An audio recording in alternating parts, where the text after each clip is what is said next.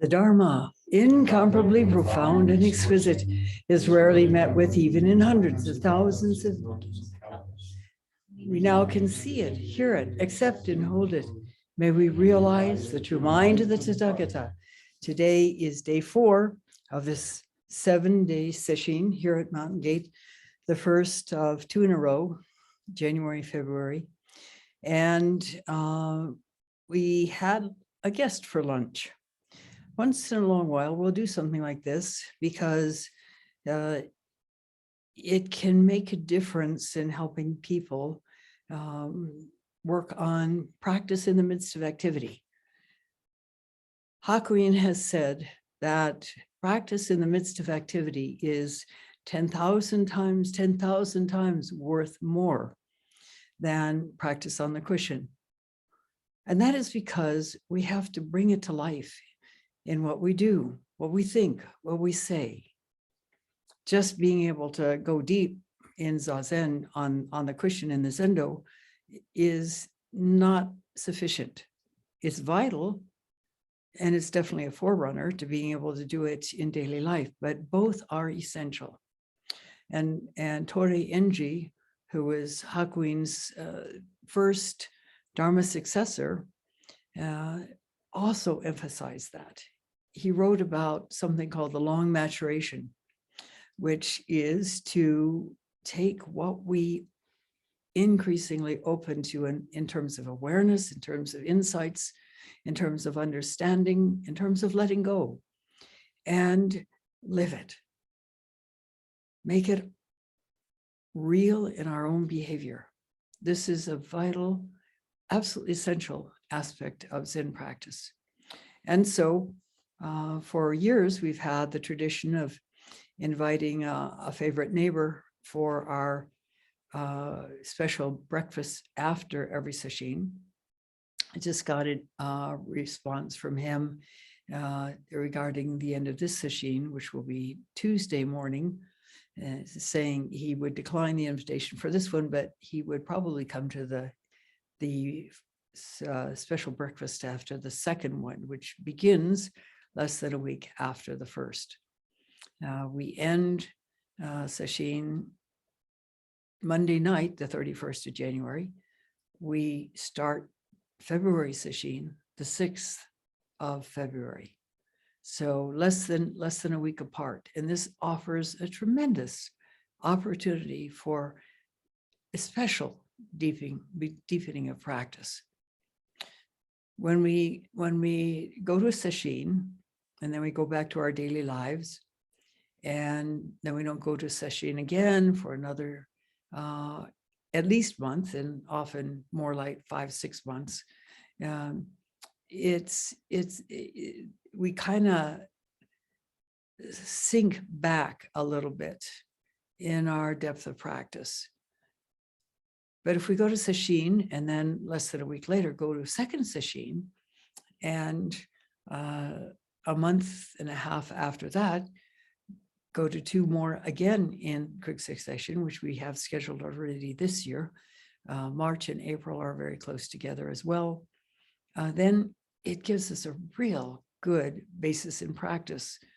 And it is much easier to go much deeper that way, and for it to be a significant depth and a lasting depth.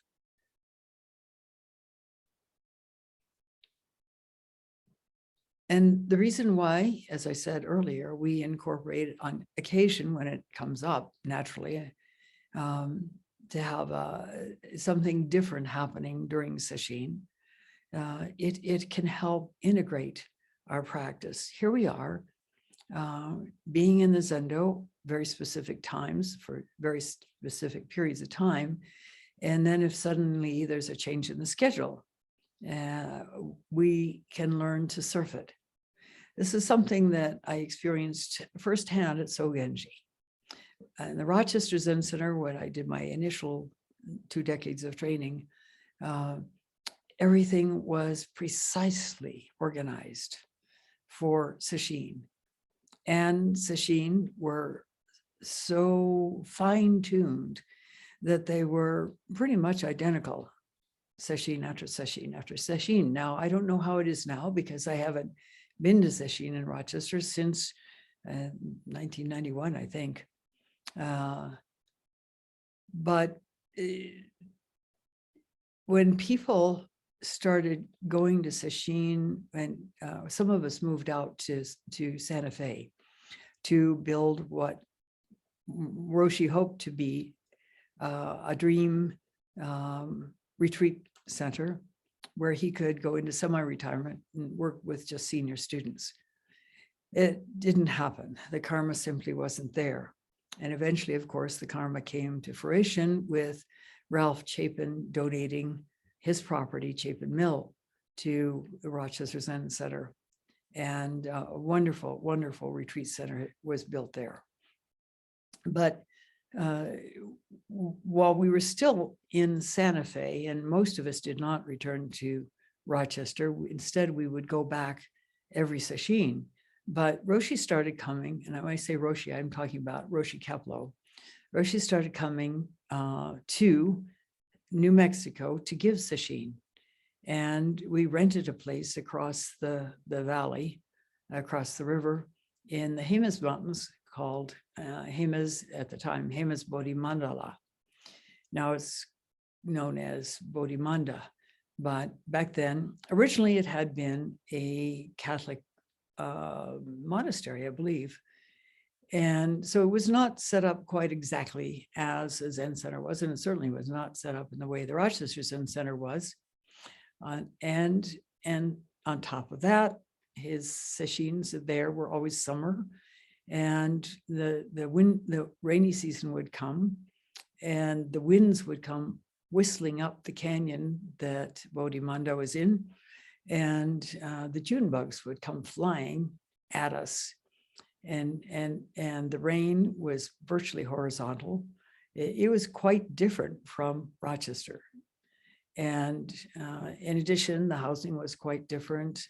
And besides that, Bodhi made a certain amount of living by offering tourists. I don't know the exact details of it, but they have hot springs there. And so sometimes people would rent a night or two there and go to the hot springs when it wasn't session. During our sessions, the Bodhi Sangha stayed there also. It's a big place. And one day on the 7th day of session, when everybody is in great concentrated mind states, the person who was responsible for the outdoor work supervision took a group of men down, and they were weeding around the hot spring. At which point the Bodhi women decided they wanted to soak. And so they came down stripped naked and slid in the water in front of those guys, which is interesting because one of them was so focused. And I don't know whether it was because of that circumstance or whether it was simply because he was fully focused in his practice because it was session. He had a kensho in that session.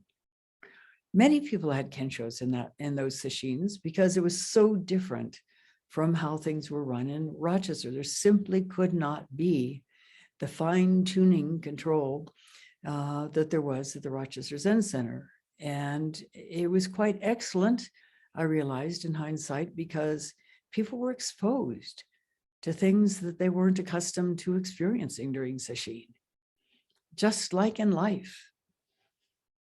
I just read that a few hours ago in Pittsburgh, a bridge collapsed with 11 people injured. There was a van and a couple different vehicles, at least a couple different vehicles involved. Nobody was killed, thankfully, but it sort of emphasized the need for repair of bridges and roads and such that hasn't been really repaired or replaced in 50 years, 60 years. The coronavirus right now, nothing is the same. We can't do things the way we used to. It's literally life-threatening to go to a restaurant, even if they would let you in. And particularly with many people flouting the guidelines, it's a sense for some people that you can take your life in your hands just going out of your front door. Well, there never was any sort of guaranteed security. And this is like, I'm not quite sure what it's like. A lot of unexpected events. Right now, there's a superstorm, a super winter storm, bearing down on the East Coast. They're expecting 2 feet of snow in New England. They've got alerts in Virginia, Maryland, and Virginia, Maryland, DC, and they're expecting all kinds of challenges just to moving around. There's a lot of anger flying around right now because people are not happy with how things are, but it's out of our control, essentially. It's a wonderful time to practice, because when things are so off balance as they seem to be in this period of time, we don't know what will happen. We don't know if we're going to get sick and die of COVID. We don't know if the next bridge we go across is going to collapse, sending us careening into whatever is below. There's a lot we don't know right now, and that creates a lot of anxiety. Yet, as I said before, we've never had a guarantee that things were safe and life would go on as normal. Wars have come and gone. People have gotten sick and died suddenly without any obvious reason. Lots has happened. So it's a wonderful time to practice. Drop into that bodily experience of anxiety and search for the truth. Because you've heard in a few teishos earlier in Sesshin that this is not who we are. And if we're not that, which we assume we are, then who are we?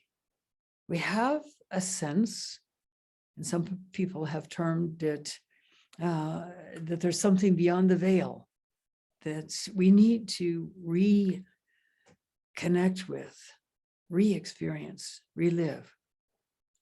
Another expression has been a reconnection with something that's been disconnected somehow. And I'd like to share with you a couple of writings about that. The first is titled The Sense of Self. And this is a teaching by Yongey Mingyur Rinpoche, who is a contemporary Tibetan Buddhist teacher, a Dzogchen trained teacher. And Dzogchen is one of the two Tibetan flavors, I guess you would call it, that is most like Zen. The other is Mahamudra. Yongey Mingyur Rinpoche, as those of you who have heard before, was the author of an excellent book, actually several excellent books. He was born into a very deeply religious family. His father was a tulku, and each of his brothers also were considered tulkus, and he himself as well. Tulkus, I believe, are reincarnated, assumed to be reincarnated previous masters. And when he was a kid, he was prone to panic attacks for no real reason. And here's something that is important for all of us to know. He mastered it. And here's how he mastered it. He was quite young when he went to his first traditional 3-year, 3-month retreat, solitary retreat in the Tibetan Buddhist system. And every time he was in the group of monks, he would get a panic attack, and it began to annoy him seriously, besides the fear and the terror. And so he went into his room, and for 3 days, he confronted the panic, not by battling it intellectually, but by embracing the experience, the bodily experience of it. And at the end of those 3 days, he was able to return to the group practice and never had a panic attack again. This is something that the Tibetan master from the 10th century, excuse me, Longchenpa taught as well. And what modern psychology has relatively recently, within the last 25, 30 years, rediscovered. And that in modern psychology is termed focusing. There was a graduate student at the time, Eugene Gendlin, in Chicago, who with his mentor were looking into why some people could go years and years of therapy. Excuse me. Sometimes 2 or 3 times a week for years, and not be able to be free of whatever was a problem for them. And other people within the first 3 sessions were able to move forward and deeper and let go. And they wanted to see if they could figure out what the difference was. And very soon they were able to figure that out. And this is something that is very important for all of us in Zen practice as well. Because as we do our practice, if we've got any history that is challenging, we're going to find it blocking us subconsciously, not necessarily consciously, but blocking us from our practice, interfering with our being able to go deeper. So what Eugene Gendlin discovered is that the ones who were able to move forward rapidly or move forward at all were ones who could focus on the experience within. The physical experience within, not analysis. You can go, it's known now, you can go for 20, 30 years into analysis and come out with a really interesting, clear understanding, intellectual understanding of where you're caught, but no freedom from it. But in a very short time, if you allow yourself to tune in to the sensations in your body, which he terms focusing to the felt sense, you can walk right in. It can be challenging, I can guarantee that. I've been through it myself, but it's the way to freedom from whatever it was, whether it was terror, whether it was, it doesn't matter what it was. And Longchenpa said the same thing. He said, no matter what mind state comes up, and I'm paraphrasing here, whether it was envy, jealousy, rage, sadness, whatever it was, in the first moment that you are able to recognize the energy of it, to do that, to stay present with that energy. And as he taught, it is freed without having to be gotten rid of. And one finds oneself amidst of that experience of challenge, yet with a feeling of total freedom and ease, and no pressure to act out on it. No pressure, no feeling of a need to punch somebody or whatever, jump off a bridge. It's a miracle, and it works. Anyway, that was the same technique that young Mingyur Rinpoche used when he was 12, 13 years old to free himself from his ongoing panic attacks. He's written several books.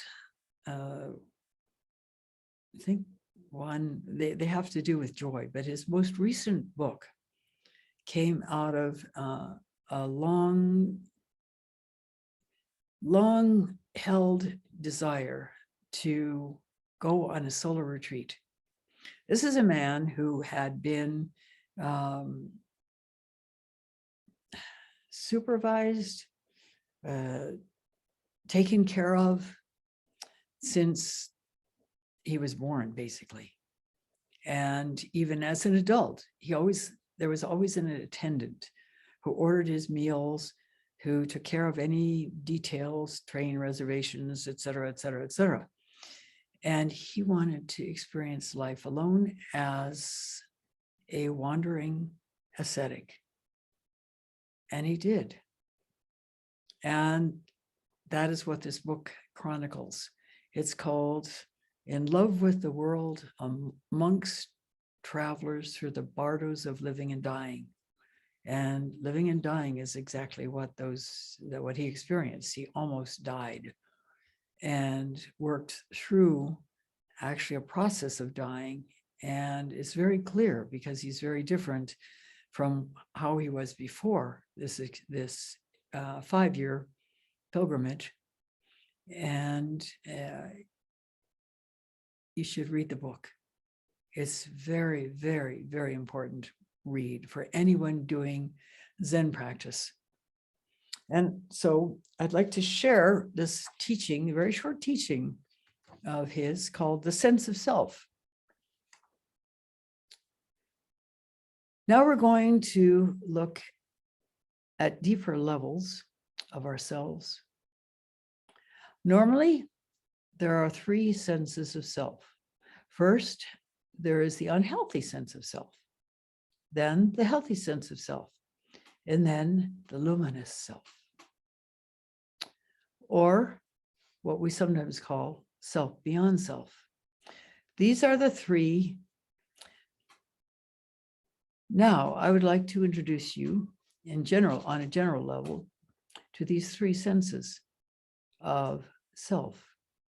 The first is the unhealthy sense of self, the self in which we perceive ourselves as permanent, independent, and single.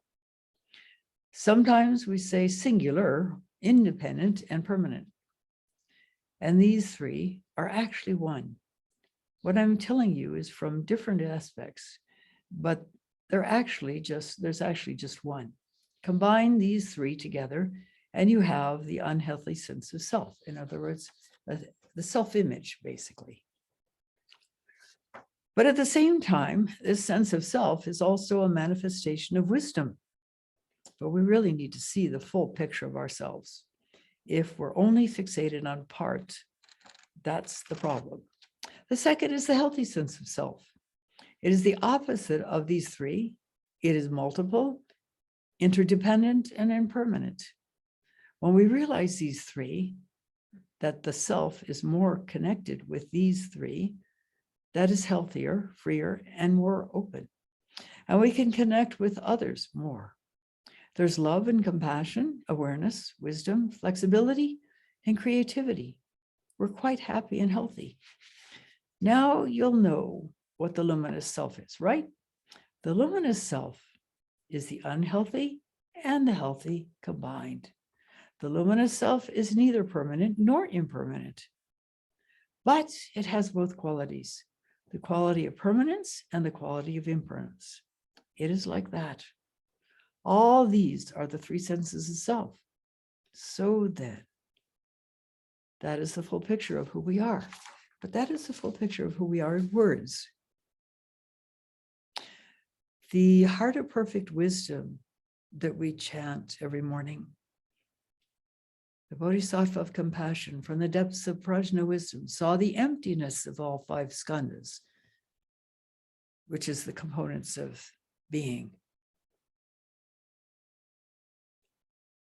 And it goes on later. No eye, ear, nose, tongue, body, mind. No color, sound, smell, taste, touch, or what the mind takes hold of, nor even active sensing. No ignorance, and no end of it. And so on and so forth. Huh? How can it be so? This is a fundamental question. And when we can open to the most profound truth of this, we become free. A freedom that is so profound and so free that even in the midst of catastrophe, even in the midst of a pandemic that is killing people all around us, even in the midst of a loss of a job or a loss of family or a loss of a home, we are free when we are not attached. And not attached does not mean kind of holding yourself aloof of things. It means so fully present with everything that is, that there's no barrier and no self to need to have it differently. I'd shared a little bit yesterday of the teaching of a man, Dan Siegel, who's an interesting guy. He's a neurologist, and he's developed a number of programs. One of them is learning to integrate better. Let me share this little short thing. How do you help people see themselves as part of an integrated system? Now, stop here for a second. It's known scientifically that even though we are apparently separate beings, yet in reality, we are interconnected. There's no separation from you and me and the scroll behind me and the light up here and the sunshine and the storm and the animals and the birds and the beasts and the fish and the grass.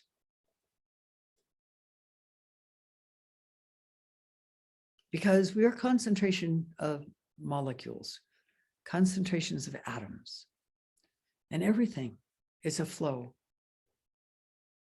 That's known in physics. So with Dr. Siegel, he's trying to help people open a bit more to that experience. And this is why he's writing this. How do you help people to see themselves as part of an integrated system? How do you get there? Get them to value their relationships to one another and the world around them.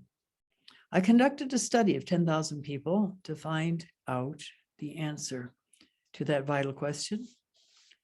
All of our 10,000 participants took part in a strange practice called the Wheel of Awareness and recorded the results. What I found was that regardless of whether participants had never meditated before or had run monasteries for decades, they all had similar reactions to the wheel. One retired engineer described his reaction lucidly. He stood up at the end of one of these sessions and took the microphone. I just retired from a leading tech company. I'm 70 years old. My wife is a therapist and she dragged me here today. I've never done therapy, never done this dumb meditation stuff. But after we did this wheel thing and we took a break, I left the conference center and then tears started coming down his face. I went out into the park, he said. And there's a gardener watering the roses and the butterflies are flapping and the birds are flying around the gardener. And I realized that we're all interconnected. Thich Nhat Hanh, who died just a few days ago, said the same thing. All the great teachers have said the same thing. And yet we act as if we're individual solo beings. And we get angry, and we get feeling sorry for ourselves, and we get irritated, and we get sad, and we get happy. And we chase after that happiness. And it seems, and culture supports this, our Western culture supports this, that if we have the right possessions, do the right things, we'll be happy. It's guaranteed. Well, that's a pretty false guarantee, because it doesn't work. Getting more things, gaining more fame, isn't making people happy. It's making them want more, but it's not making them happy. In an early part of this ebook, it's a very, very short ebook, Dr. Siegel spoke of going to Namibia and having interviews with people in different tribes,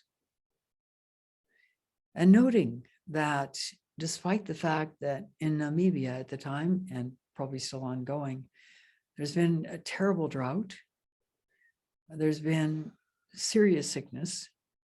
And I can tell you that I know a doctor up in Denver who every year goes with her husband, who's also a doctor, to an African country and volunteers. And she had made a little book of 1 year's experience, and it showed the horrific wounds people had on their feet or whatever. It's lots happens in places like that. I don't know whether it's because it's tropical or because certain organisms simply live there. I was reading earlier today about this mummy they call Otzi, because he was found in mountains right on a border between Italy and Austria. And at first, the people that discovered him, it was a couple hiking, discovered him in the snow, frozen in the snow, and they thought he was a contemporary human being. Well, it turns out he died something like 5,000 years ago. And it turns out they've done all kinds of investigations into this mummy and learned a lot about life back then. He apparently was murdered because there's apparently an arrowhead in his shoulder. He also showed signs of intestinal worms and signs of a kind of tattooing that seems to be related to medical issues, and it's along acupuncture meridians and at acupuncture points that have to do with relieving stomach pain, which presumably these stomach intestinal worms were causing. That kind of thing is endemic in Africa, along with things like spitting cobras. They don't have to bite you. They can spit from 12 feet away their venom, and it pierces you and it affects you quite negatively. There are wild animals, rhinoceros, hippopotamus, lions, tigers, along with other poisonous snakes, not just the cobras, and an infinite variety of deadly diseases. More so than in our considerably less disease-prone Western countries, perhaps because Africa is largely tropical, but who knows? And so he was asking these Namibian tribesmen who had been suffering drought and illness and all of what I was just expressing, and yet they were happy. They were happy.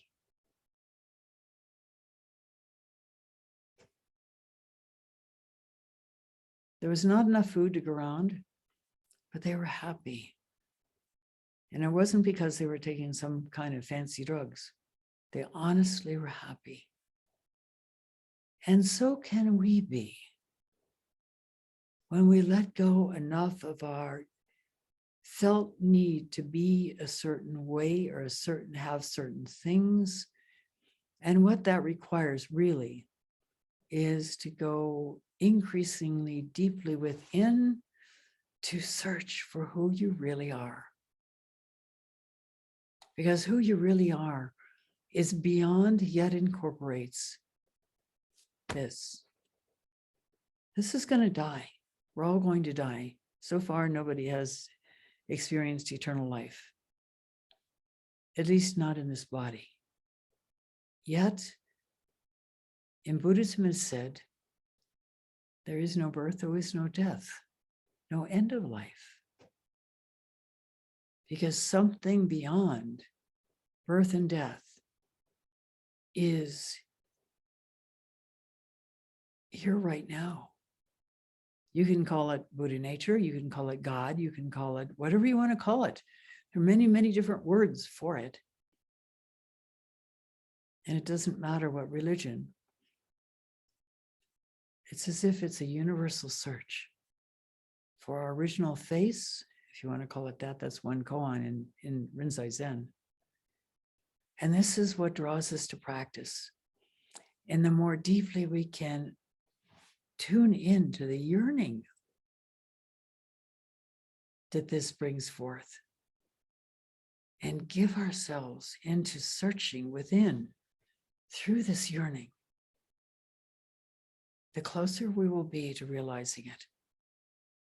And realizing it deeply enough is called awakening. And here is caution, because you can have a kensho that is an insight, literally, that's what it is, an insight in seeing into the nature of reality. But most kensho experiences these days are relatively superficial. And as an example of how we should best proceed is Hakuin, the great Zen master who reinvigorated Rinzai Zen in the 18th century in Japan, who had 19 major kensho experiences. The first one when he was 19, 20 years old, the last one when I think he was 54. And it wasn't until that final one that he really found profound and lasting peace.